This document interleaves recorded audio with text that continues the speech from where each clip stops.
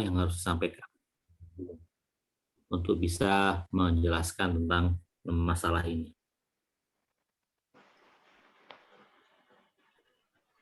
من توی این رشته‌ای که تدریس میکنم قبل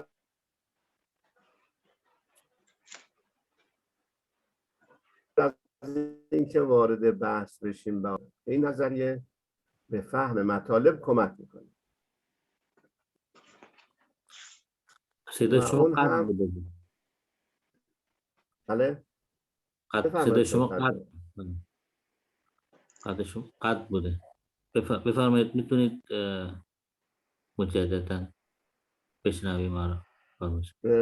بنابراین من یک نظریه رو مطرح میکنم اینجا برای شما که میتونه خیلی داده های یا اطلاعاتی که دارید تنظیم بکنه منظم.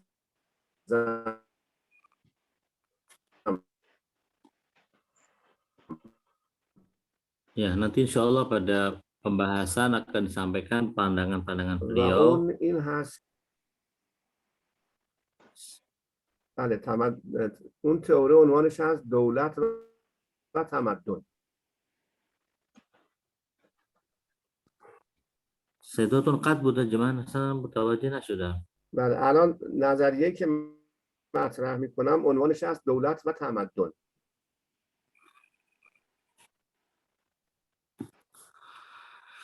Ya, الان untuk صدا خوبه؟ الان خوبه. قبلا که داشتی توضیح آره میدادید نمیدونم اینترنت دست من نیست نمیدونم ولی حالا به هر حال من توی کلاسام برای دانشجوهای عزیز وقتی درسام میخوام بگم یه نظریه رو مطرح میکنم. عنوان اون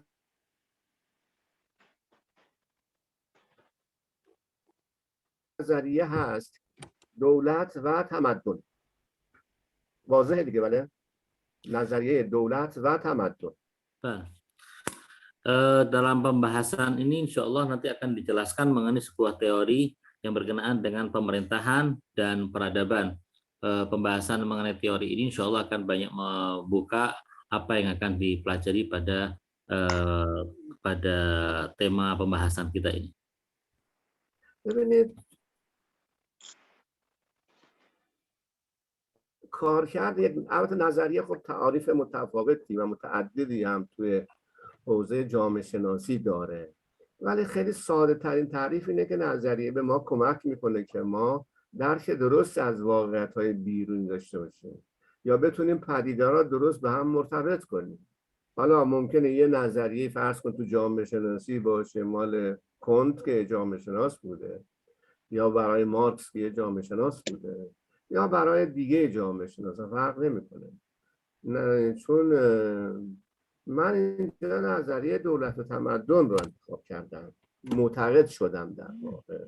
دلیل انتخاب این تئوری هم اینه که وقتی که رشته جامعه شناسی میخوندم اساتید مطالبی میگفتن که با تاریخ اسلام همخوانی نداشت.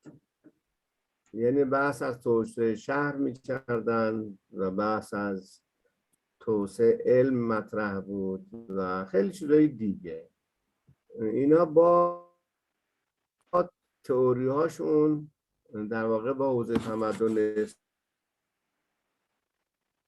اسلامی خیلی در واقع بعد من حالا میخواد تا اینجا ترجمه کنید که من بنابراین تئوری دولت و تمدن یه تئوری مهمیه برای فهم این درس حداقل. بله. Jadi teori tentang pemerintahan dan peradaban ini menurut beliau adalah sebuah teori yang sangat penting untuk bisa memahami pembahasan yang akan kita bahas pada mata kuliah ini.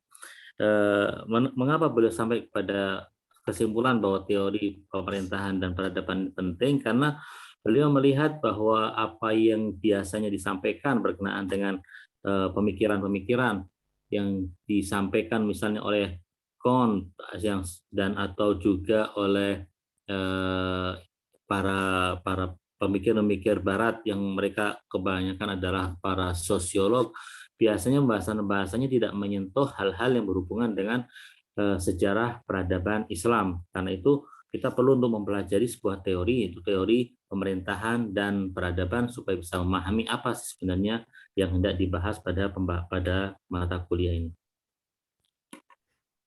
ببینید توی جامعه شناسی تئوری های زیادی وجود داره. اینجا یه نکته را اضافه کنم که بین علوم اجتماعی اختصاصا جامعه شناسی و تاریخ رابطه خیلی نزدیک وجود داره. بین تاریخ و جامعه شناسی،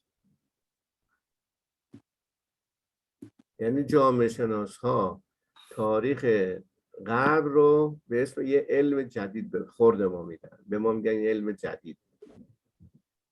Ya, di dalam pembahasan sosiologi ada banyak sekali teori-teori yang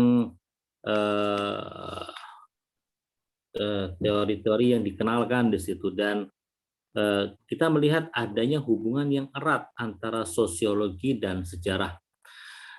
Sayangnya yang kita anggap sebagai sebuah ilmu tersendiri lalu dikenalkan kepada kita oleh pihak barat sebagai sebuah ilmu tersendiri yang bernama sosiologi itu tidak lain dan tidak bukan lebih kepada sejarah ya peradaban di dunia barat.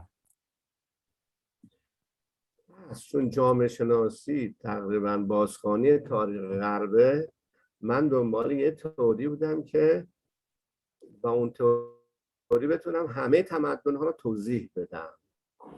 Dan yang sering mereka توضیح sampaikan, بدم چرا در یه زمان در یونان،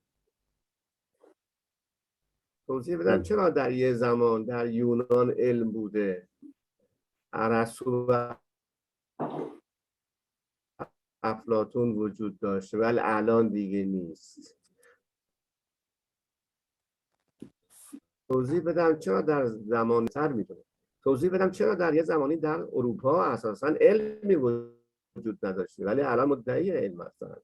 این تئوری دولت و تمدن این گوناگونی رو برای شما توضیح میده.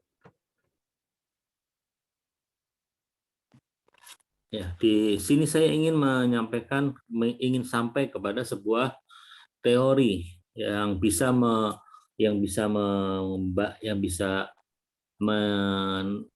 menjelaskan kenapa di zaman dahulu di negeri Yunani ada ilmu yang sedemikian berkembang pesat, ada Aristoteles, ada Plato, atau juga misalnya kalau kita melihat sejarah Eropa pada zaman dahulu, Eropa sama sekali tidak mengenal keilmuan pada zaman dahulu, tetapi sekarang mereka mengaku sebagai benua yang menguasai ilmu. Ini semua perlu dijelaskan kenapa sampai semacam ini, dan teori yang bisa saya mencari teori apa yang bisa menjelaskan itu, dan kemudian saya sampai kepada teori pemerintahan dan peradaban ini. خب ببینید، خب پس تئوری دولت تمدن، حالا اینجا لازمه که من دولت را برای شما یه تعریف مختصر داشته باشم و بعد تمدن را تا بدونیم که چه چیزی میشه. Karena itu perlu saya jelaskan terlebih dahulu definisi dari apa yang dimaksud dengan pemerintahan dan apa juga yang dimaksud dengan peradaban.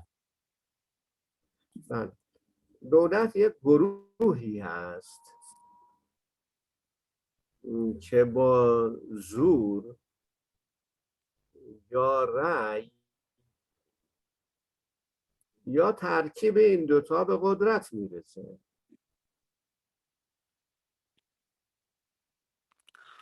Ya, pemerintahan adalah bisa disebut sebagai satu kelompok orang yang menduduki kekuasaan atau yang sampai pada tampuk kekuasaan, baik dengan kekerasan atau dengan dipilih oleh masyarakat atau dengan kombinasi di antara keduanya. اما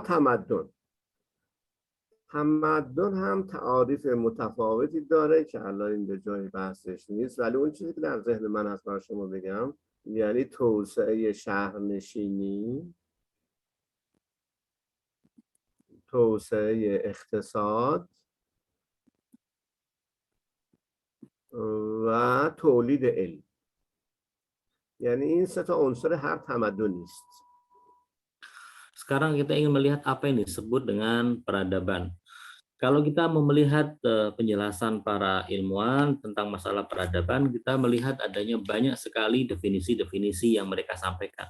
Namun di antara semua definisi itu, dan kita memang tidak sempat untuk membahas secara keseluruhan dari definisi-definisi itu, namun yang paling penting adalah bahwa peradaban merupakan pembangunan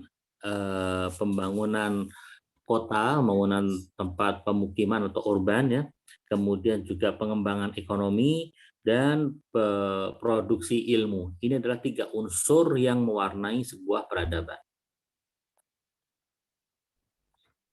خب بنابراین حالا شما تئوری دولت تمدن این مفهوم ذهنیش بود. حالا در واقع این تئوری به شما میگه که در تمدن سازی عنصر دولت نقش اول و اساسی رو داره.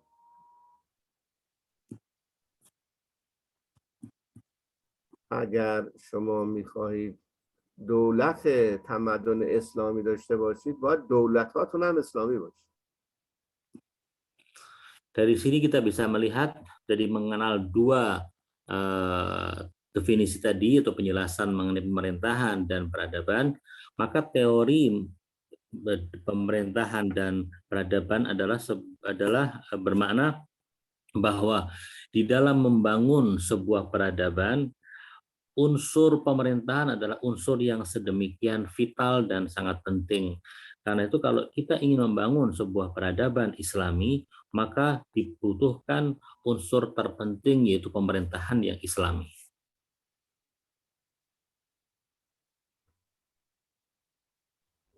توجه بفرمایید هر در جامعه روی یک عنصر تاکید میکنه. یکی فرض کن مثل مارکس رو اقتصاد تاکید کن، روی هوش تاکید و رو تقسیم کار تحلیل خودش یه نوع استدلال‌هایی رو میاره. جامعه شناس آمریکا هم که مکاتبش متفاوت، دیدگاه‌های دیگه‌ای داره. صداتون رو نداشتیم. صداتون نداشتی؟ الان چی؟ الان داریم. بله. اینو گفتم که خدمتتون که شما وقتی که من نظریه دولت تمدن رو مطرح کردم، میخوام بگم که نظریه‌های دیگه هم وجود داره. هر متفکری متناسب با اندیشه‌ای که داره یک نظریه رو انتخاب کرده. من علاقه‌مند به این نظریه هستم و این نظریه هم حاصل مطالعات خودمه. معنای دیگهش اینه که از بین عناصر فرهنگی و عناصر اقتصادی و عناصر دیگه توی جامعه دولت نقش اساسی تری داره، چون همه چیز دست دولت توی جامعه، از اقتصادش تا فرهنگش تا بودجهش همه دست دولت هاست. و مهمتر از همه اینا که محل منازعه یا دعوا بین گروه‌های اجتماعی صندلی قدرت و سیاست. Ya, itu adalah pemikiran saya mengenai bahwa peradaban itu, untuk membangun peradaban, kunci yang paling penting dan yang memiliki peran paling vital adalah pemerintahan. Mungkin setiap pemikir memiliki pandangan-pandangan tersendiri, tapi pemikiran saya dan kesimpulan saya adalah seperti itu. Dan kesimpulan teori yang saya yakini ini bukan baru saya dapatkan, tapi melalui sebuah penelitian yang cukup panjang. Karena itulah menurut saya bahwa untuk membangun peradaban yang Islami dibutuhkan sebuah pemerintahan yang Islami pula. Karena pemerintahan itulah yang memiliki segalanya. Dia memiliki budget, memiliki uang, dia memiliki segala unsur-unsur yang ada di dalam masyarakat. Masyarakat terkontrol oleh pemerintahan itu dan hal-hal yang lain. Karena itulah pemerintahan memiliki peran yang sangat besar dalam membangun sebuah peradaban. حتما انشالله که حالا با هم بیشتر آشنا میشیم. من به لحاظ نظری معتقدم اگر بخوایم تئوری جهان شمول باشه و همه کشورها را توضیح بده و تحولاتش رو، باید به یک نظریه انسانشناسی خاص معتقد باشیم. حتما مستحضر هستید که تو علوم اجتماعی، تو ادبیات غرب، دو تا نظریه وجود داره در مورد انسانشناسی. یعنی دو نظریه انسانشناسی وجود داره. یک نظریه هست که مشهور به انسان‌های ناهمانند، البته یا متفاوت. اروپایی‌ها خودشون میگن different people theory. این یک نظریه است. یک نظریه دیگه هم هست در انسان شناسی که ما حتما بهش معتقد هستیم و اون هست نظریه انسان‌های همانند. خود انگلیسی ها بهش میگن uniformity of man theory، نظریه انسان‌های همانند.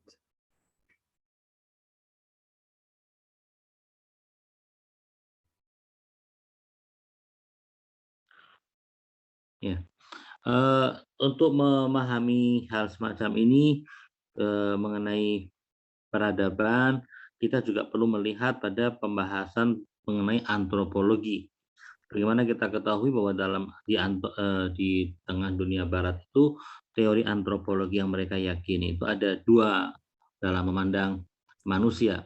Ada yang mengatakan bahwa manusia itu adalah memiliki kesamaan, jadi apapun juga yang bisa bisa disimpulkan dari sebuah komunitas manusia itu juga berlaku pada komunitas yang lain, atau mereka menyebutnya dengan uniform human theory. Ada pula teori yang lain, yaitu bahwa antara satu kelompok dengan kelompok manusia itu memiliki perbedaan. Jadi tidak bisa satu kelompok itu kesimpulan yang bisa kita ambil, bisa kita terapkan dan generaliskan pada kelompok yang lain. Mereka biasa menyebutnya dengan different human theory. بله.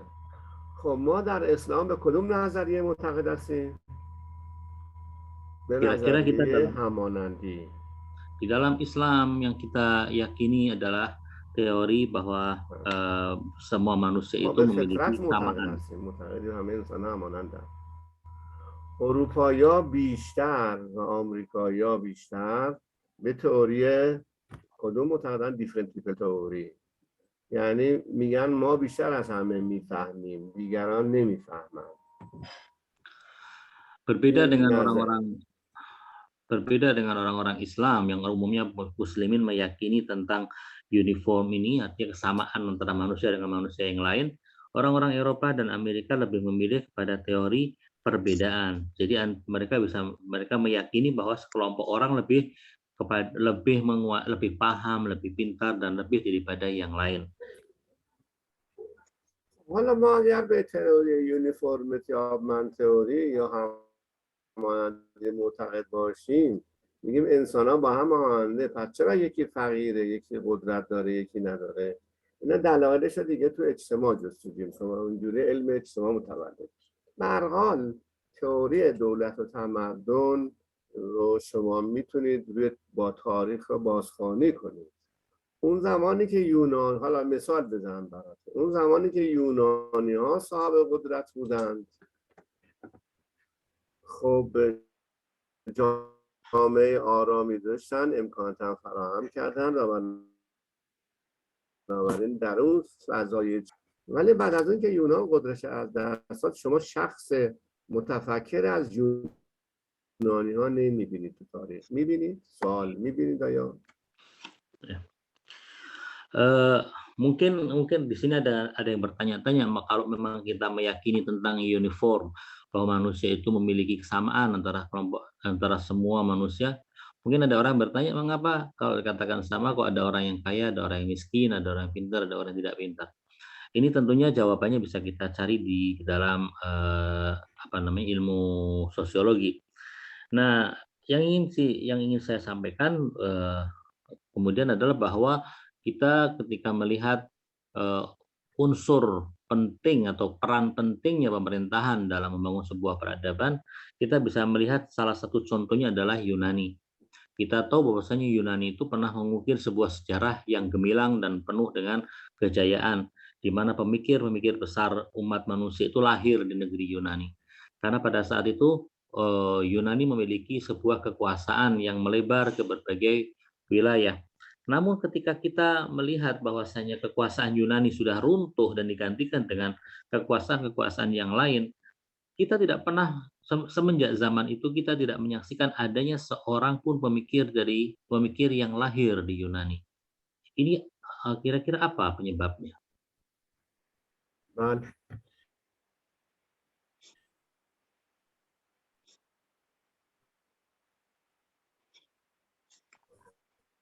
خب مثال دیگه شما وقتی که قدرت برتر جهان بودن، حالا فرق نمیکنه که هر دو مسلمان ها صداتون قطعه. وقتی که قدرتمند بودند شهرها پا هم خیلی تأثیر گذاشتن. اون زمانی که مسلمان ها امکانات اجتماعیشون خیلی پیشرفته بود، اروپایی ها سواد خواندن و نوشتن هم نداشتند. خب چون قدرت سیاسی داشتن، قدرت سیاسی، امنیت و تولید علم داشته باشن. بنابراین ما در یه زمانی داریم این متفکرهای بزرگ هنوز تو اروپا تاثیرگذار هستن، مثل فرض کن خواجه نصیر، مثل ابوعلی سینا، مثل خیلی از متفکرهای دیگه. من میخوام بگم که وقتی مسلمان ها به دلایل متعدد که الان بحثش نیست، قدرت نظامشون تحلیل رفت و از بین رفت، یعنی قدرت سیاسی دادن، قدرت علمی هم از دستشون خارج شد. Biarkan saya berikan contoh yang lain. Misalnya kita tahu bahwasanya umat Islam dulu pernah mengukir zaman keemasan, di mana keilmuan itu betapa berkembang pesat di tengah umat, di tengah dunia Islam, bahkan sampai ke wilayah-wilayah yang lain. Pada saat umat Islam pada zaman keemasannya dan peradaban Islam sedemikian jayanya, kita saksikan bahwasanya orang-orang Eropa bahkan tidak mengenal ilmu. Mereka hidup dalam kegelapan, mereka hidup dalam kebodohan. Tapi kemudian ketika umat Islam sudah tidak lagi memiliki kekuatan secara militer, dan dengan sendirinya juga runtuh kejayaan dan kekuasaan umat Islam yang dulu pernah diukir, dan dulu nama Khaja Nasiruddin Tusi menjadi nama yang terkenal di kalangan dunia keilmuan, bahkan mungkin sampai sekarang dikenal di dunia Eropa dan Barat. Demikian pula Ibnu Sina. Namun sekarang tidak ada lagi pemikir-pemikir Islam. Itu terjadi setelah kekuasaan atau kekuatan Islam runtuh dan kejayaan Islam, kekuatan Islam sebagai sebuah sistem pemerintahan yang kuat juga runtuh. Akibatnya juga sudah tidak ada lagi yang namanya kejayaan keilmuan bagi umat Islam di dunia ini. من یک مثال براتون بزنم از تأثیر مسلمان ها روی در واقع دنیا. من یادم هست اولین باری که بشر به کره ماه رفت، اسمش چندین تا دانشمند رو اونجا نوشتن یا حک کردن تو کره ماه. از این 6 دانشمند 4 تاش مسلمان بودن. معلومه این دانشمندها اینقدر سواد داشتن که بنیه علمیشون اروپا را متأثر کرده و نتونستن نادیدشون بگیرن. اون 4 نفر کیا بودن؟ بله؟ اون 4 نفر کیا بودن؟ اون 4 نفر تا یکیش که یادمه خواجه نصیر طوسی بود، ولی الان اینا چون تو جوونی خونده بودم، الان شما میتونید خواجه نصیر طوسی بود، خوارزمی بود، 2 تا دیگه یادم نیست.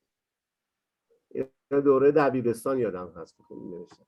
ولی یه مثال ساده‌تر بزنم براتون که میزان تاثیرگذاری تمدن اسلامی اینقدر زیاد بوده. این اعدادی که شما استفاده میکنید 1 2 3 4 تا میگن 10 رو صفرش رو هندیا در واقع خلق کردن، ولی بقیه اعداد برید دیکشنری انگلیسی نگاه کنید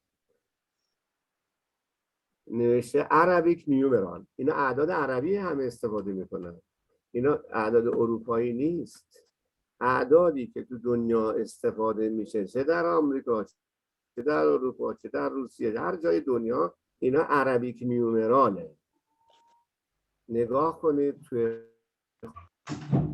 خود دیکشنری انگلیسی، حتما دیدید شما دیگه، حتما اگر ندید از این زاویه نگاه کنید. تو خود دیکشنری انگلیسی آکسفورد من دیدم نوشته عربیک نیومرال. میخوام بگم بنابراین ما مسلمان وقتی که قدرت داشتیم و امنیت به وجود میوردیم برای مردممون، بنابراین علم هم تولید میشد دیگه، چون خداوند به همه استعداد داده دیگه. بنابراین نقش دولت را من خواستم اینجا برجست. اون موقع که مسلمان ها به لحاظ سیاسی ضعیف شدن، این مشکلاتی که الان هم میبینید دنبال همون.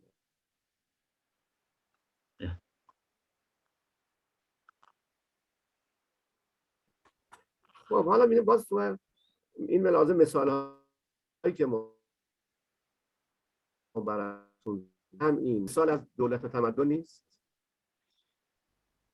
اگر در ایران هم دولت اسلامی نبود که علاقه‌مند به مذهب شیعه باشه، آیا این کلاس ها تشکیل میشه؟ من میام خدمت شما.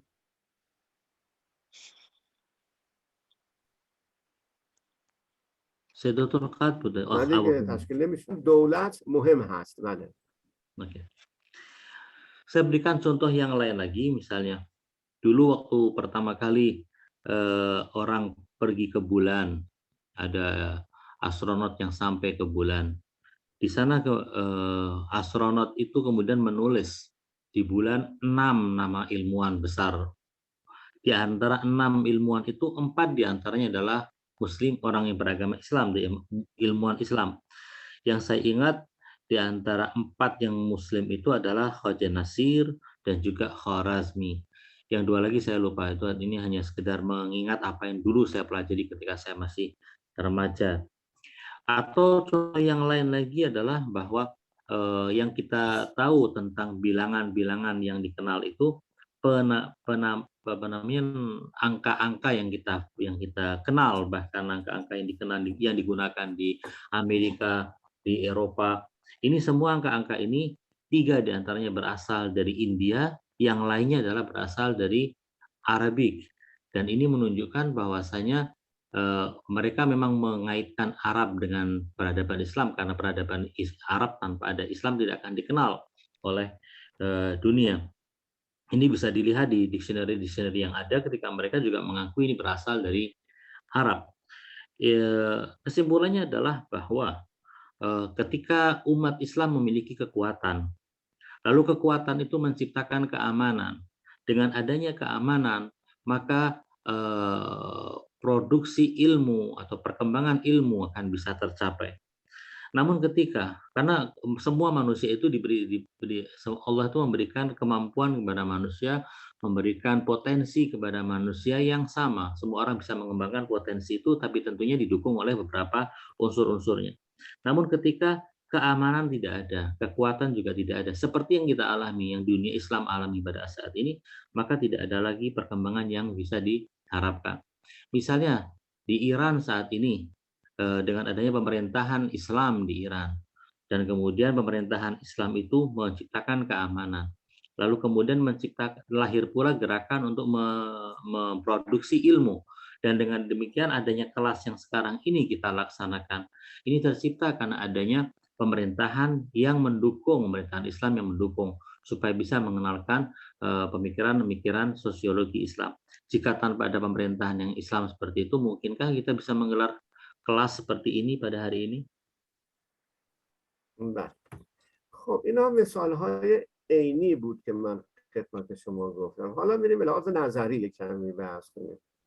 شما حتما مستحضر هستید و میدونید که یکی از اصول اعتقادی مذهب امامته.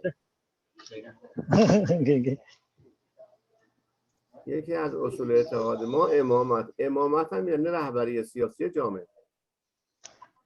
خب پس معلومه که جز اصول دین ما در واقع رهبری سیاسی و رهبری جامعه در واقع اصوله.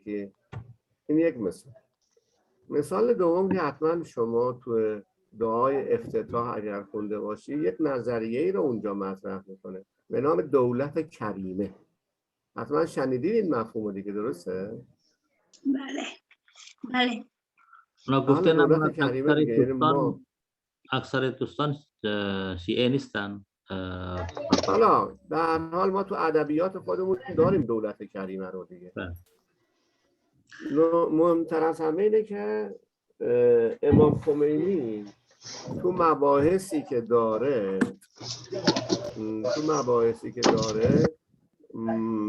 مشکل دنیای اسلام رو دولت ها میتونه، یعنی دولت ها اینجا نقش اساسی براش داره. من دو تا موردش رو بخونم براتون. Ya, itu semua yang bisa kita lihat tadi penjelasannya berkenaan dengan realita yang ada. Sekarang kita ingin berbicara mengenai dari sisi teoritis. Kalau kita melihat dari sisi teoritis, kita lihat bahwa di dalam mazhab Syiah misalnya ada yang namanya kepemimpinan yang merupakan salah satu dari unsur akidah kepercayaan dalam mazhab Syiah Imamiyah. Di mana setelah kita meyakini ketuhanan, kita meyakini kenabian, kita juga meyakini kepemimpinan. Dan kemudian kepemimpinan itu kita lihat terfokus kepada Ahlul Bait. Ini dari sisi pemikiran. Juga dari sisi pemikiran yang lain kita melihat misalnya di dalam doa yang biasa dibaca di bulan Ramadan atau disebut dengan doa iftitah, ada satu teori sosiologi di situ. Ada sebuah istilah yang digunakan dalam doa itu, yaitu istilah dengan daulatun karimah, yaitu sebuah negeri yang mulia, negeri yang aman, negeri yang baik. Ini sebuah keinginan bagi kita, bagi semua orang untuk hidup di negeri yang demikian.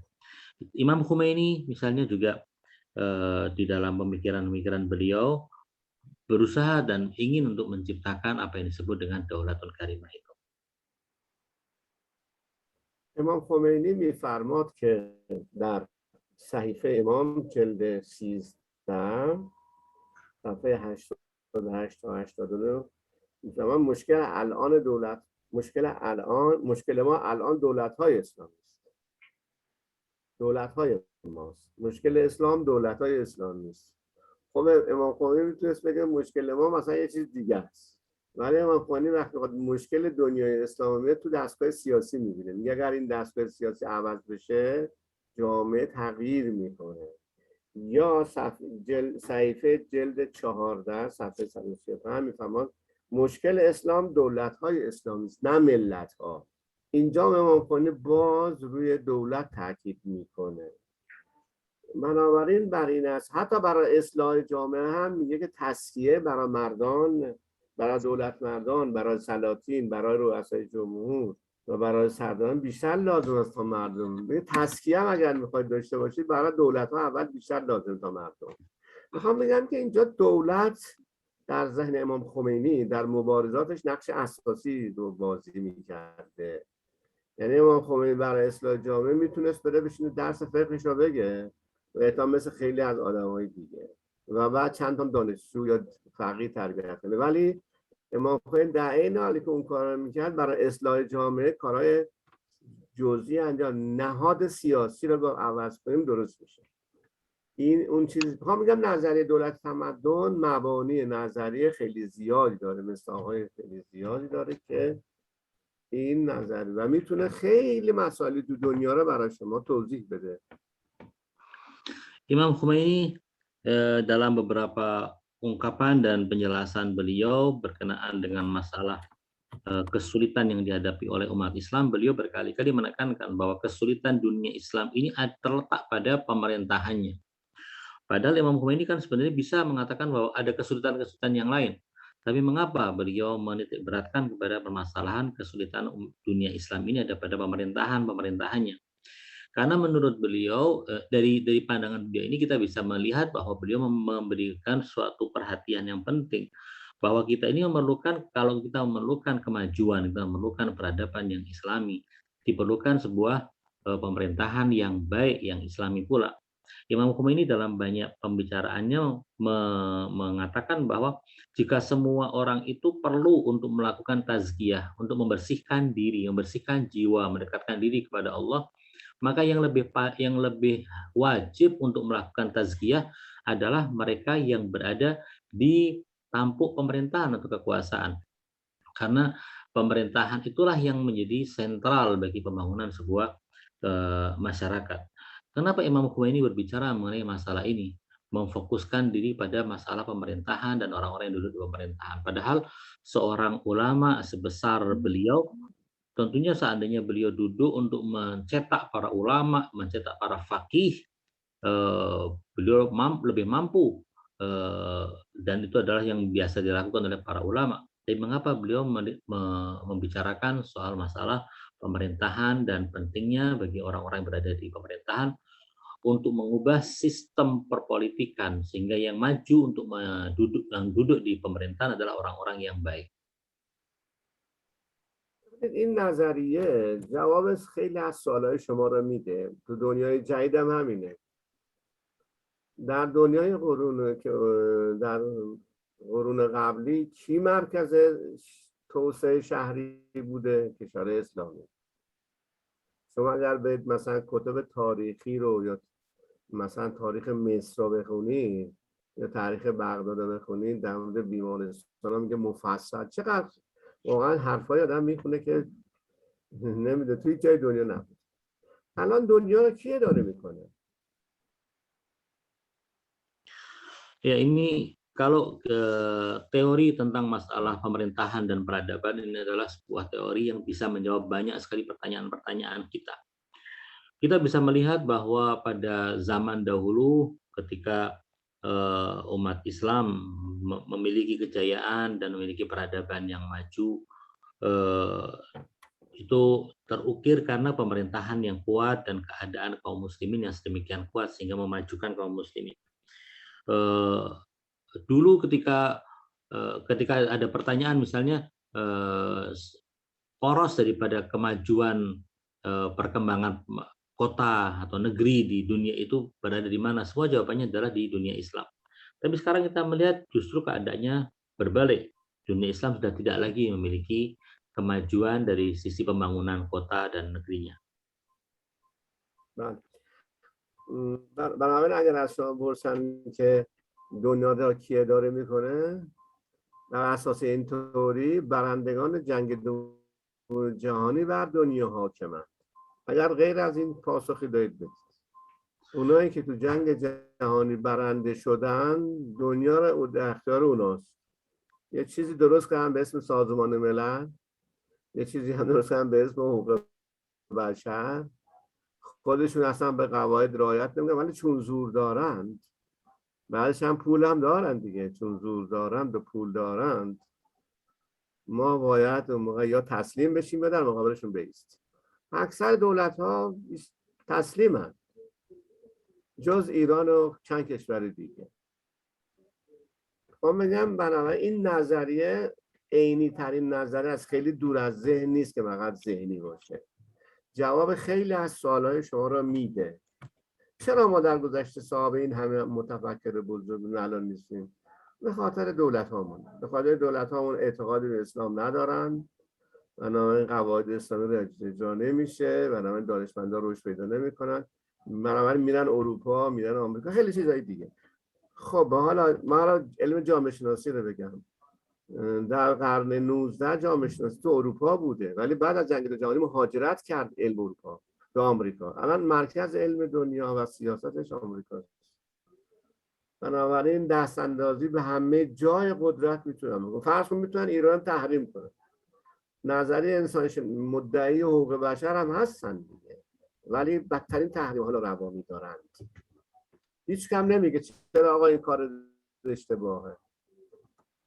خب خب معنیش اینه که پس اون قدرت دست اونا، سازمان ملل دست اونا، حقوق بشر دست اونا. بعد میخوام بگم همه، چون بنابراین این نظر دولت و تمدن که میخوام بگم جواب سوالاتون رو میده، حالا در مورد کشور خودتون یا در مورد کشور ما یا در مورد سایر کشور یا در مورد جهان.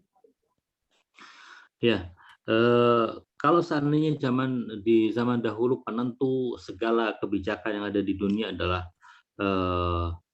dunia Islam, karena memang pada saat itu dunia Islam berkuasa. Pertanyaan itu ketika kita lemparkan pada saat ini, siapa yang menjadi penentu kebijakan dan penentu yang berkuasa di dunia saat ini? Jawabannya adalah mereka yang menjadi pemenang pada Perang Dunia Kedua. Mereka itulah yang sekarang sedang memimpin dan mengendalikan dunia. Mereka membuat PBB, membuat piagam hak asasi manusia, membuat lembaga ini dan lembaga itu, padahal mereka sendiri adalah pihak-pihak yang paling tidak berkompeten dan yang paling tidak konsekuen dengan apa yang sudah mereka buat. Tapi apa bisa dikata, kekuatan ada di tangan mereka, kekuasaan ada di tangan mereka, dan tentunya juga kekayaan ada di tangan mereka, sehingga mereka bisa melakukan apa saja, menekan pihak mana saja, dan negara mana saja, negara-negara manapun juga harus tunduk kepada mereka. Di dunia ini bisa dikatakan hampir semua negara di dunia tunduk kepada mereka. Hanya Iran dan beberapa mungkin negara yang tidak mau tunduk dan bangkit melawan mereka, melawan hegemoni mereka. Tapi jumlahnya tidak banyak, sangat sedikit. Ini bisa kita saksikan bahwa ini mendukung teori pemerintahan dan peradaban. Dan kita juga lihat bahwasanya dulu pusat ilmu sosiologi misalnya dan yang lainnya adalah Eropa. Namun setelah abad ke-19 berakhir dan masuk ke abad 20, seakan-akan ilmu itu berpindah dan hijrah dari Eropa ke Amerika. Dan Amerika lah yang kemudian melakukan apapun, menggunakan kekuatan yang dimilikinya untuk menguasai dunia, membuat kebijakan-kebijakan, menjatuhkan sanksi terhadap satu negara seperti Iran dan yang lain. Intinya apa yang ingin saya sampaikan adalah bahwa teori pemerintahan itu memiliki andil dan peran yang sangat vital dan sangat penting untuk membangun sebuah peradaban. Jika kita menerima teori ini, maka teori ini akan bisa menjawab banyak sekali pertanyaan-pertanyaan yang ada di kepala kita. Dan itu bisa juga diterapkan baik di Iran ataupun di negara antum, di Indonesia, dan dimanapun juga. خب این بنابراین توضیح دادم من خیلی. شما بر اساس تئوری دولت و تمدن میتونید حوادث هر کشور خاصید، البته این یه مسیره، این یه تئوری است، تئوری‌های دیگه هم وجود داره، ولی من علاقه‌مند به این تئوری هستم که براتون توضیح بدم. بر این اساس این تئوری اگر شما به تاریخ تمدن اسلامی نگاه کنید، دو تا مرحله رو ببخشید، من قبل از اینکه بحث ادامه بدم اگر سوالی هست بفرمایید. ببخشید. آقای عبید عبدالله شریف ظاهراً سوالی داره.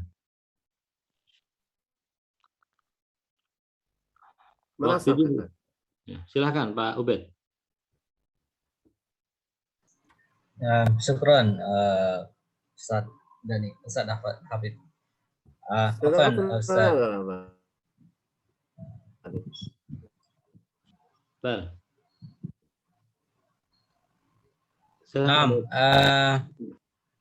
Syukran.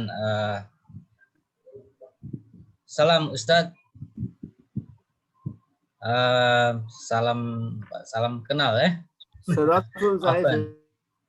Assalamualaikum warahmatullahi wabarakatuh. Waalaikumsalam warahmatullahi wabarakatuh. Ustaz Ismi Ubed Abdullah.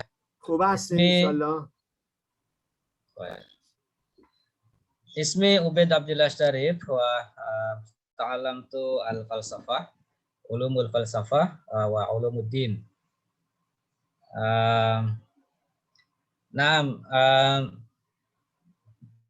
Tema ini sangat menarik ya. Tema ini sangat menarik. Pertama mungkin kami perlu untuk mengetahui kira-kira tema ataupun tokoh-tokoh siapa saja yang nanti bisa kita pelajari juga ya terkait dengan sosiologi Islam ataupun peradaban Islam. Ya. Nah, kemudian pertanyaan yang kedua terkait dengan pemerintahan ataupun model pemerintahan Islam. Model pemerintahan Islam yang dimaksud itu seperti apa? Apakah merujuk kepada Al-Khilafah Al-Islamiyah atau Ad-Daulah Al-Islamiyah gitu ya, atau seperti apa? Apakah seperti Iran atau seperti apa? Karena itu menjadi saya kira menjadi perdebatan sangat kuat dalam teori-teori pemerintahan Islam. Misalkan banyak ilmuwan Islam yang mengatakan bahwa ya tidak ada secara eksplisit ya dalam katakanlah Al-Quran misalkan yang mengharuskan membangun sebuah negara Islam ya, dan model khilafah Islamiyah yang telah ada pada masa lalu dalam sejarah dunia Islam itu pun sebetulnya merupakan kerajaan ataupun ya ad-daulah ya, kerajaan Islam berdasarkan kepada suku, ada Abbasiyah, ada Umayyah dan lain sebagainya. Nah, yang ketiga, dalam konteks negara modern, ya misalkan pemerintahan yang dikatakan dalam tanda kutip paling baik di antara yang ada atau yang bisa dipilih itu adalah demokrasi. Dan Islam kita tahu punya spirit ataupun unsur-unsur ataupun dorongan untuk menjalankan demokrasi, misalkan musyawarah, mufakat, dan lain sebagainya. Dan contoh dalam konteks Indonesia memilih negara demokrasi berdasarkan kepada prinsip-prinsip yang ya diantaranya juga berdasarkan kepada prinsip-prinsip yang ada dalam Islam. Yang terakhir, mungkin saya membaca satu buku karya Tamim Ansari. Ada Tamim Ansari, sejarawan dunia, dan diantaranya juga mengkritik model-model khilafah Islamiyah ataupun kerajaan-kerajaan Islam pada masa lalu. Artinya poinnya adalah Tamim Ansari ini menulis kejayaan Islam ataupun kerajaan-kerajaan Islam yang dulu pernah dikatakan zaman keemasan itu juga banyak problemnya juga. Ya, artinya sama dengan pemerintahan yang ada, artinya banyak juga masalahnya. Jadi ini terkait mungkin juga dengan pertanyaan yang kedua tadi. Mungkin itu Ustaz. Syukran. Oke. Oleh Ubaid Abdullah Sharif Santo matlab رأي كده سوال كده يمكن إنك در ابتدا گفتن که این بحث خوبی است که مطرح شد. اونطور چند مسئله هم میخوام اینجا هم سوال بکنم هم به اصطلاح میگن یک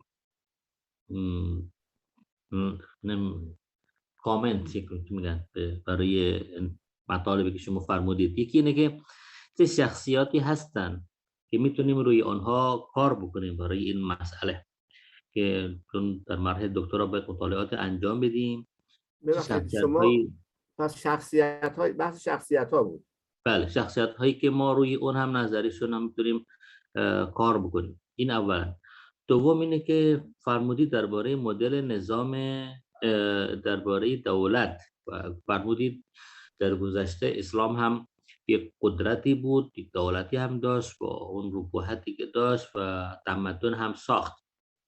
حالا این منظور از دولت آیا یک نظام اسلامی مشخصی هست؟ چون ما دیدیم که خلافت موقع مطرح الان هم که دارن دنبال اون میگردن، خلافت اسلامی، و یا منظور از این دولت یک مدل نظام دیگری غیر از خلافت و یا چیه این؟ چون ما درباره دولت اسلامی این به اصطلاح نظریه های گوناگونی وجود داره و حتی بعضی گفتن که در قرآن دستوری و در احادیث هم دستوری هم نداریم که یک مدل دولتی، یک مدلی از حکومت تأسیس بکنیم و تأکید هم نشده که در قرآن مثلا آیاتی درباره برپا خواستن یک نظام، به اصطلاح یک نظام حکومتی اسلامی.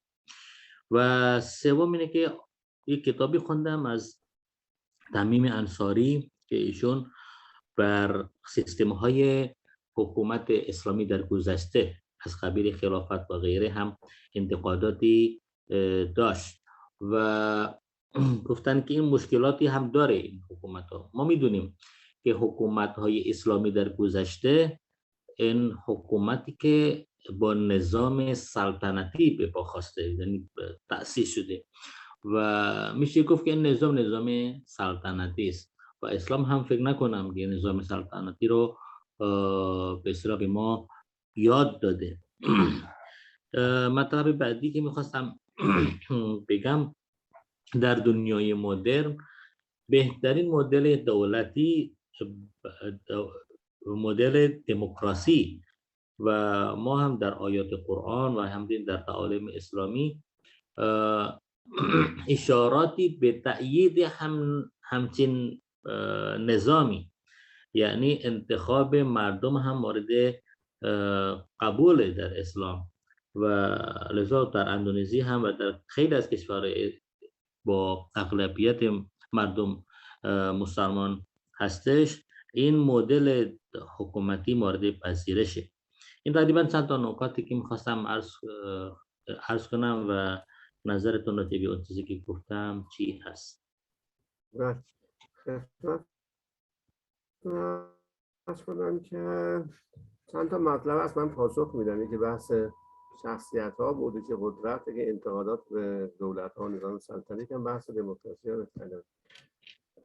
ملاحظه بفرمایید اینجا ما البته میدونید که نکته اول اینه که مفهوم نظام و دولت از همدیگه تفکیک ناپذیره. چیزی که هست مفهوم نظام از مفاهیم جدیدی است که تو حوزه جامعه شناسی پیدا شده. در گذشته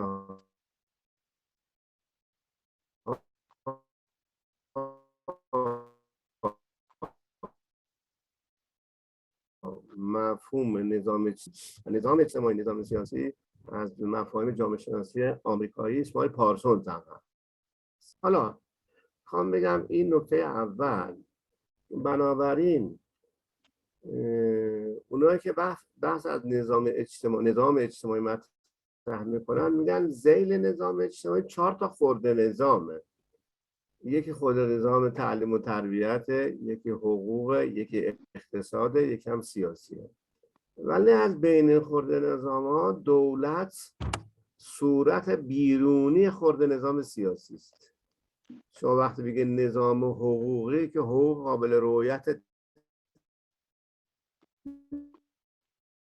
نیست، تو کتاب مکتوبه هست که فقط در دیوارا میبینید. ولی وقتی دولت نقشش فعال و یعنی میتونی ببینیش، میتونی لمسش کنی دولت رو و اخبارها همه چیزا مربوط به دولت. بنابراین دولت وقتی ما میگیم که بخش از نظام اجتماعی، همه نظام اجتماعی دولت نیست،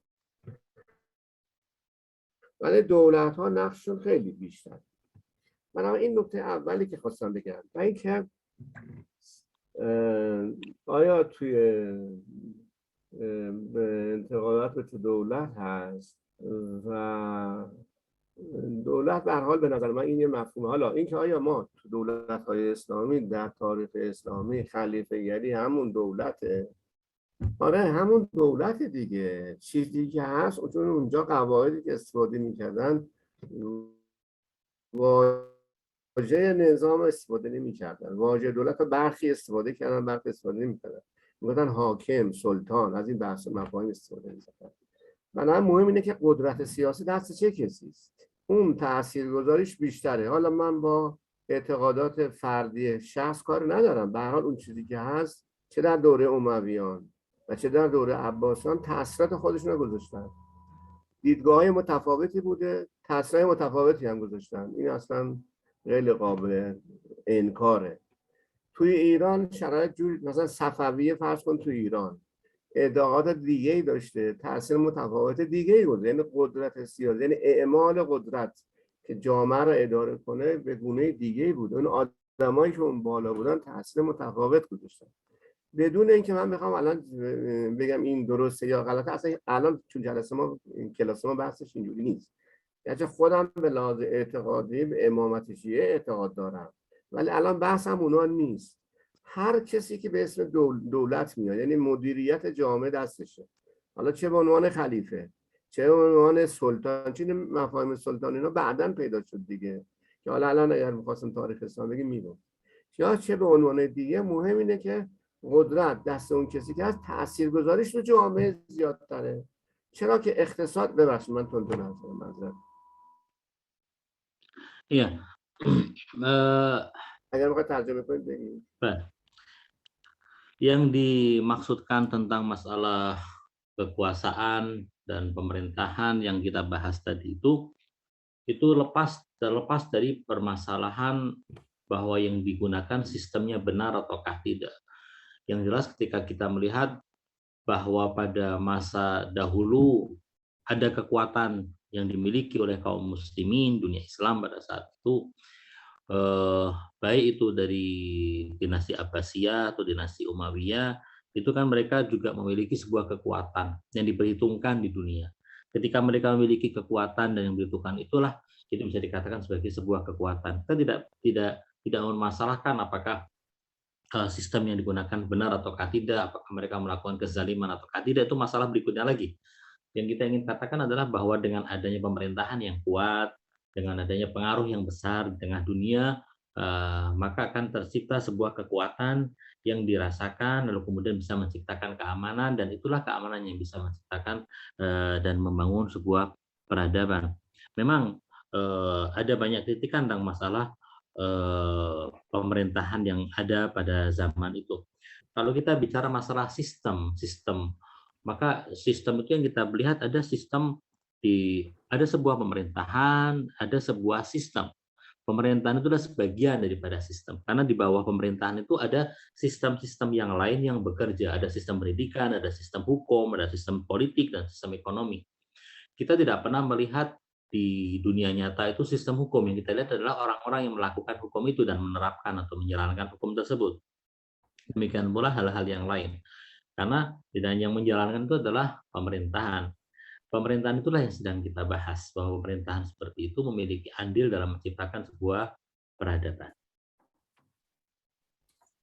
به این در حال نکته بعدی که بحث دموکراسی بود که بهترین دولته، این یه تجربه بشری است. من نمیخوام بگم که دموکراسی بده یا خوبه، این یه تجربه بشری است، منافعی داره، مضاری هم داره. آره خوبه، یعنی برای اینکه کسایی که به قدرت میرسن دچار بحران‌هایی میشن، چون نظریه انسانشناسی که ما بهش معتقدیم میگه که وقتی انسان به قدرت میرسه میره برای اینکه همه قدرت برای خودش باشه، دنبال استبداد میره، امکانات اجتماعی برای خودش. بنابراین دموکراسی یه راهه، ولی آیا این چیزی که الان تو غرب مدعیش هستن درسته واقعا یا نه، این یه بحث دیگه است که تو جامعه سیاسی میشه بحثش کرد. چون در حال اروپایی‌ها هم وقتی میخوان رأی بگیرن افکار سازی میکنن، همونطور که دست اندازی میکنن به افکار دنیا.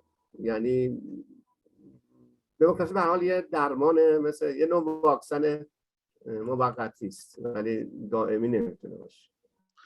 Soal demokrasi, memang demokrasi sementara ini disebut sebagai sebuah sistem yang bisa dikatakan menjawab kondisi di dunia saat ini. Demokrasi tak lain adalah sebuah pengalaman manusia di dalam membentuk pemerintahan.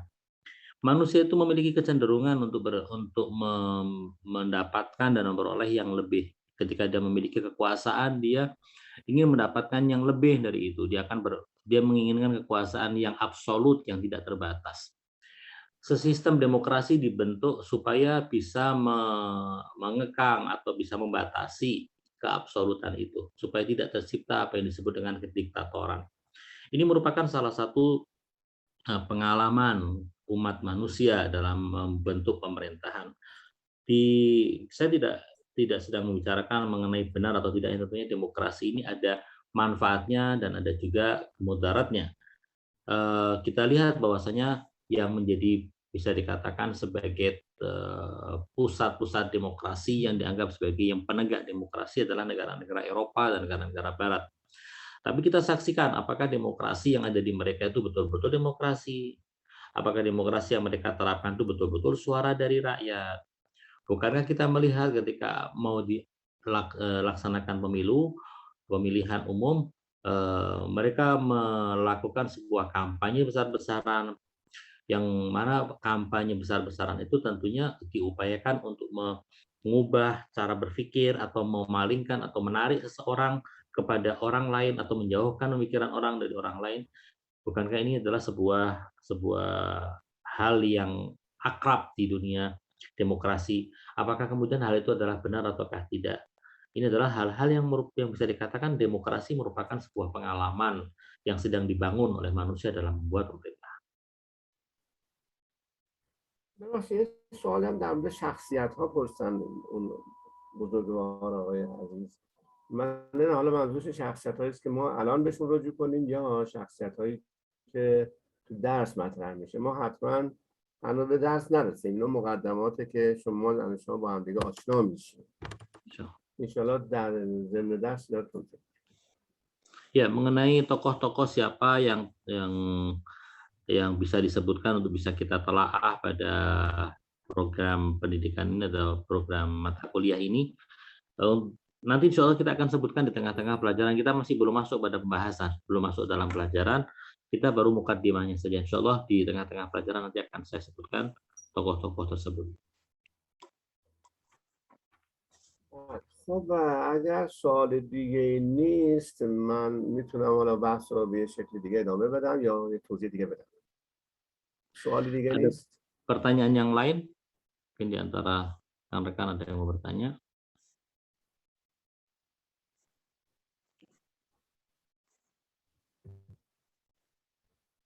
خب ظاهرا سوالی نیست. به هر حال تئوری دولت تمدن این را به ما میگه که نهاد سیاسی نهاد خیلی مهمی هست. همه آدمان دنبال این که هستن که نهاد سیاسی دستشون باشه.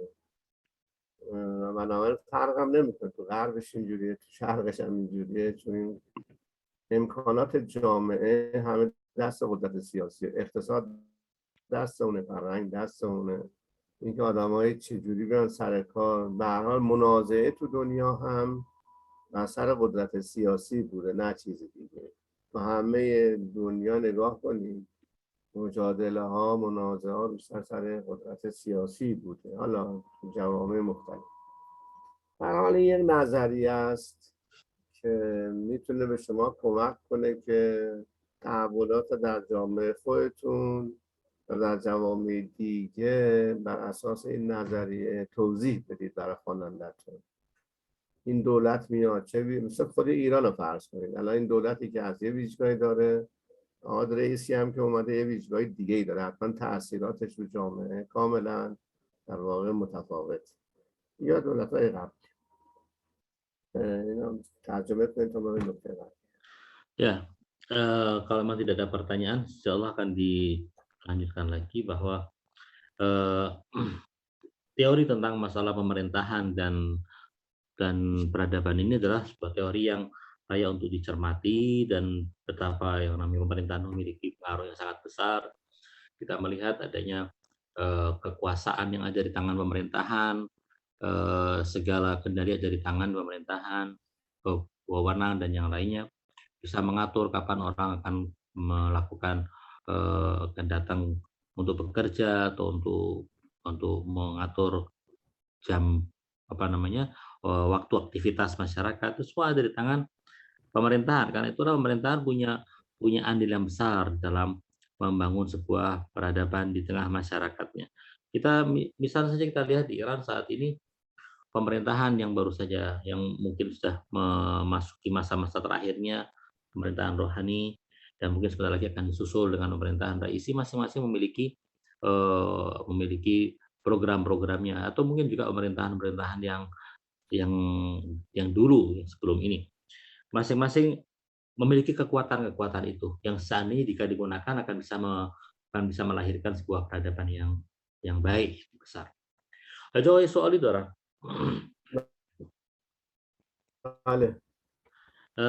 سوالم اینه ما تقریبا همه سرزمین های اسلامی از گذشته دور تا الان همیشه حاکم بوده، حتی در حال حاضر بعد از این جریان بعد از جنگ جهانی اول با سقوط اون امپراتور ترک عثمانی، ما با همون خوب و بدیش که عثمانی ها بالاخره ترک های عثمانی یک ابهتی بود برای جهان اسلام بود.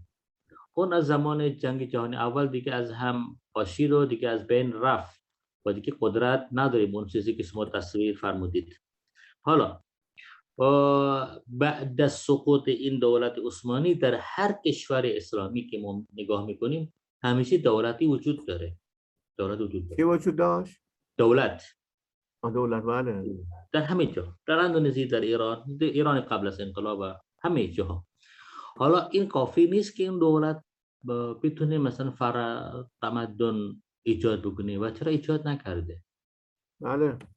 ببینید همونطور که خود شما قبول دارید و توضیح دادید، در جنگ جهانی اول امپراتور عثمانی شکست خورد. درسته؟ بله. خب کشورهای اسلامی هم تجزیه شد. خب کیا کشور اسلام تحت تصرف چه کسانی بود؟ اروپایی. خب اروپایی کیا رو بردن سر کار؟ اونایی که اروپایی رو قبول دارن. بله. منو که نیاوردن سر کار، جمشیدی ها رو که نیاوردن سر کار، شما رو هم نیاوردن. شما نوعی رو میگم که اعتقاد فلان داری، نه اجازه ندادن بیان. تو کشور ایران شاه اومد سر کار. شاه را پدرش چه کسی انتخاب کرد؟ انگلیسی انتخاب کرد. شاه چقدر سواد داشت، چقدر رأیگیری کردی، چی زور اومد رفت. مجری چه برنامه بود؟ مجری برنامه اونها بود. مهم اینه که این فردی که میاد چی است، نماینده چه گروهیه. نمیخوام، بنابراین دولت داره، ولی بحث اینه که این دولت چه اعتقادی داره و چه برنامه‌ای داره. مهم صرف دولت نیست، مهم برنامه‌های دولت هم هست. Saya tadi bertanya kepada Ustadz bahwa dalam teori pemerintahan dan peradaban ini kan dikatakan bahwa pemerintahan itu punya andil besar dan vital dalam membangun peradaban. Pertanyaan saya adalah begini, bahwa masa kejayaan Islam, betul, Islam memiliki andil yang sangat besar dalam membangun peradaban, dan bisa dikatakan yang memiliki kekuasaan di dunia pada saat itu adalah dunia Islam. Dan yang berkibar, yang peradabannya paling maju adalah peradaban Islam. Sampai kemudian kita melihat bahwa Imperium Utsmani kalah pada Perang Dunia Pertama. Kita tidak terlepas dari masalah buruk dan baiknya Imperium Utsmani. Tapi paling tidak Imperium Utsmani ketika masih ada itu adalah sebuah kekuatan bagi dunia Islam pada saat itu. Nah, setelah zaman Imperium Utsmani pada Perang Dunia Kedua itu runtuh, kita tidak pernah menemukan satu negeri pun di dunia Islam, tidak ada satupun negeri di dunia Islam yang tidak ada pemerintahannya. Pasti ada pemerintahannya. Dan pertanyaan saya adalah bahwa bukankah pemerintahan ini sudah layak untuk bisa dikatakan sebagai unsur pembangun peradaban? Kenapa Ustadz mengatakan bahwa tidak, bahwa dengan runtuhnya kejayaan Islam, kebesaran Islam, maka runtuh pula lah peradaban Islam. Beliau menjawab bahwa dengan teori yang tadi saya sampaikan, bahwa Imperium Utsmani kalah pada Perang Dunia Pertama. Dikalahkan oleh siapa? Dikalahkan oleh Eropa. Lalu kemudian setelah kekalahan Imperium Utsmani, apa yang terjadi pada dunia Islam pada saat itu? Dunia Islam terpecah-pecah menjadi negara-negara yang kecil-kecil. Dan siapa yang memerintah di negara-negara yang kecil-kecil itu yang sudah terpecah-pecahkan setelah Perang Dunia Pertama? Jawabannya adalah setiap orang yang bisa memenuhi ambisi dan syahwat kekuasaan dari Eropa. Kalau ada misalnya orang-orang yang memiliki pemikiran yang independen, yang ingin merdeka, ingin terbebas dari Eropa, tidak mungkin orang-orang Eropa akan mengizinkan mereka menjadi penguasa di negeri-negeri itu. Nah, ini artinya apa? Walaupun ada pemerintahan, sebenarnya pemerintahnya bukan pemerintahan dari kaum muslimin sendiri, melainkan dari orang-orang Eropa. Misalnya di Iran, setelah Perang Dunia Pertama, yang naik pada tampuk kekuasaan adalah Shah Reza.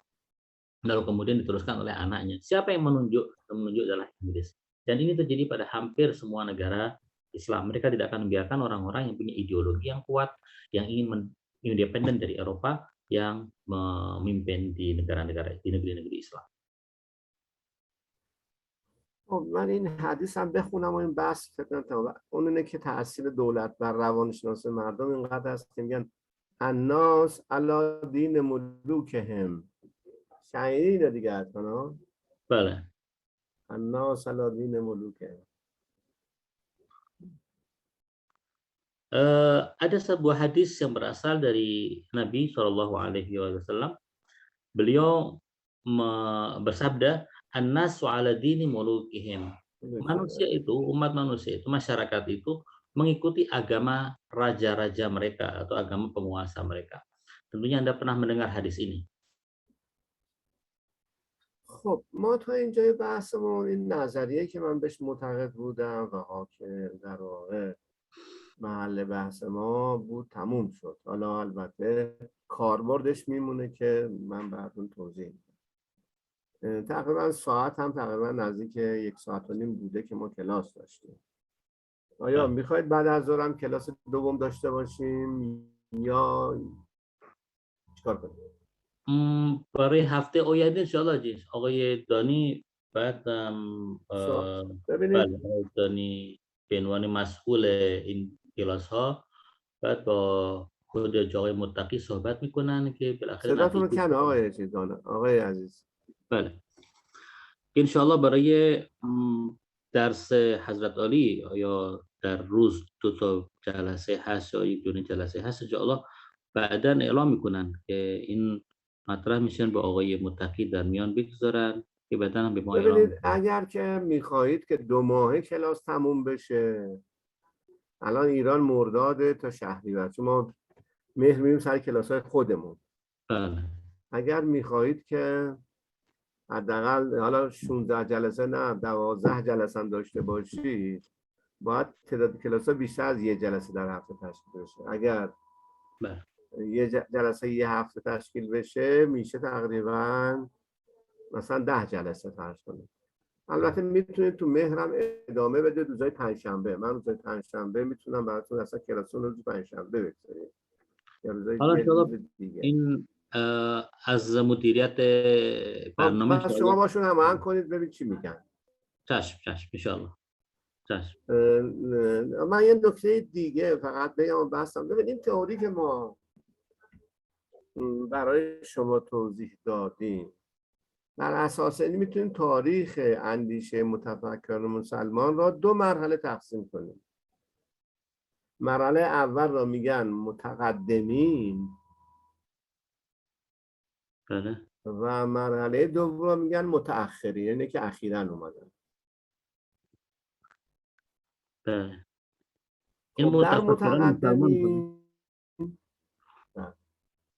در متقدمین پس 2 مرحله شد. در اساس تئوری دولت تمدن تاریخ تمدن اسلام 2 مرحله میشه، متقدمین و متأخرین. در متقدمین ما تو حوزه اندیشه اجتماعی 4 تا حوزه فکری داریم، 4 تا 5 تا 4 تا حداقل 5 تا. یکی فلسفه اجتماعی است، یکی تاریخ نگاریه،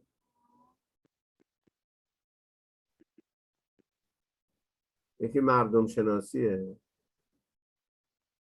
یکی هم سفرنامه نویسی. در نهایت هم مسلمان ها در این دوره که قدرت فکری سیاسی داشتن مؤسس علم الاجتماع هست. یعنی تأسیس علم اجتماعی اصل مسلمان ها بوده، نه اروپایی ها.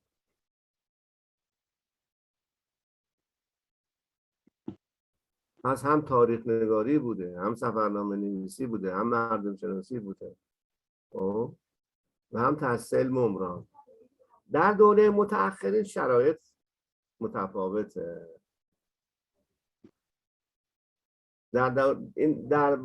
در نوبت اول متأخرین این مسلمان ها بودن که به اروپا رفتند، به اسپانیا رفتند و اونجا حکومت کردند. در مرحله بعدی این اروپایی هستن که اومدن کشورهای اسلامی. دنیای مدرن شکل گرفته، یه حرفای دیگه ای میزنن. بنابراین مسلمان ها در اینجا تاریخ به اون معنا که بنویسن ندارن، سفرنامه‌شون متفاوته، مدعی تأسیس علم عمران هم نیستن. البته بعد از انقلاب اسلامی ایران چرا، ولی تا قبلش کسی ادعا نداشت، چون هرچی میخوندن غربی بود. بنابراین دو تا شرایط متفاوت، دو تا نتایج در واقع متفاوت. ما حالا اگر بتونیم که دیگه بستگی به شما داره، ما دیگه از هفته دیگه وارد مباحث نظری میشیم. من فقط یه سوال دارم، آیا شما ارشدتون رو خوندید با همین رشته یا نه؟ با همین رشته خوندید یا نه؟ نه، من خودم ارشدم، حالا سوال میکنیم از دوستان، ارشد من تو فلسفه اسلامی. فلسفه اسلامی. بله.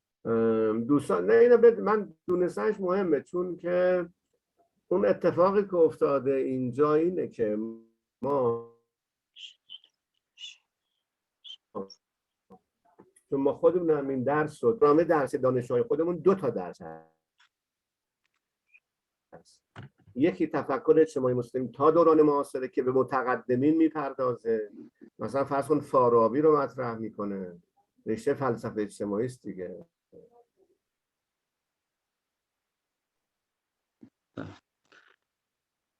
اجازه فرمایید من ترجمه کنم که دوستان هم در مثلا متفکر مثل ابن دوستان در جریان باشن.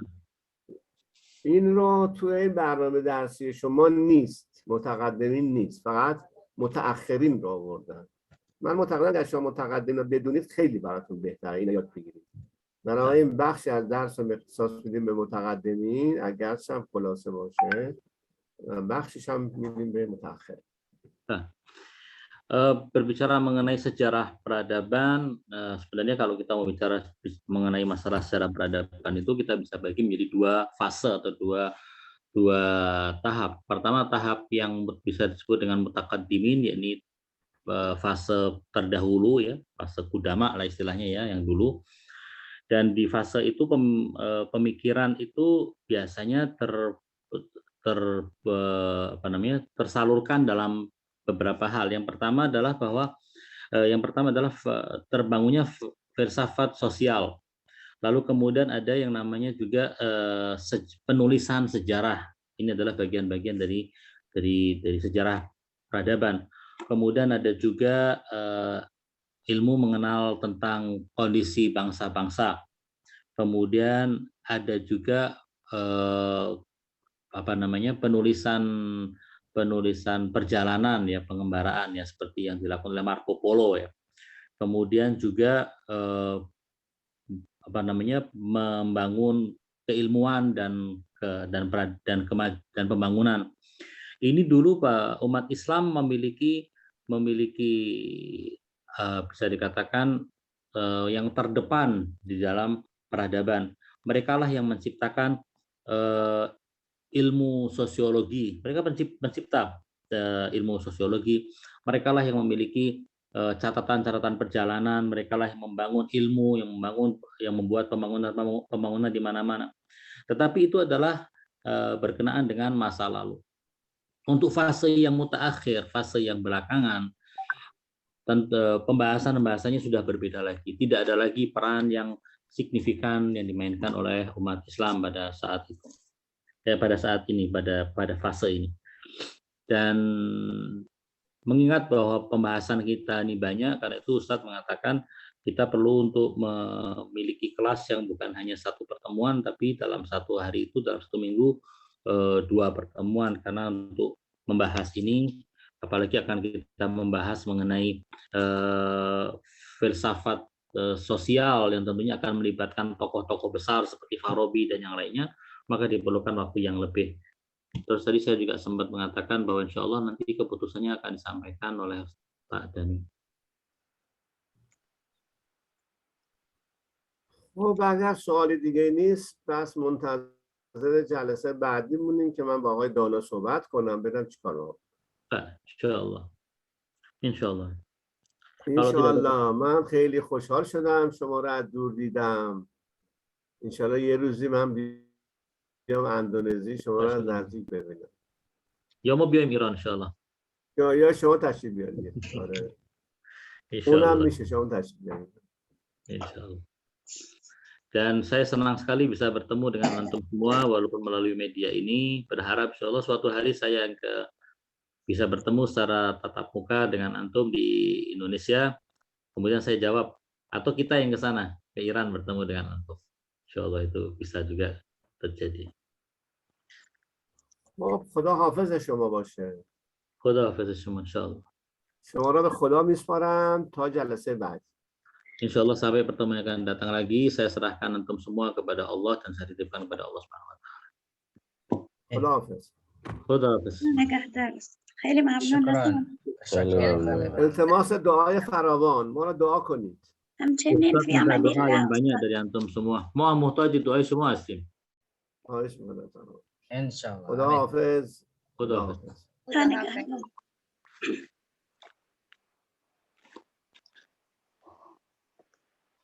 آقای دانی تشریف دارید؟ Khoi Doni. Oh, dalam bahasa Farsi Doni bukan Dani ya. Khoi Doni. Ya, Doni. Ah, ini dia. Hafid. Hafiz. Aurai Arif.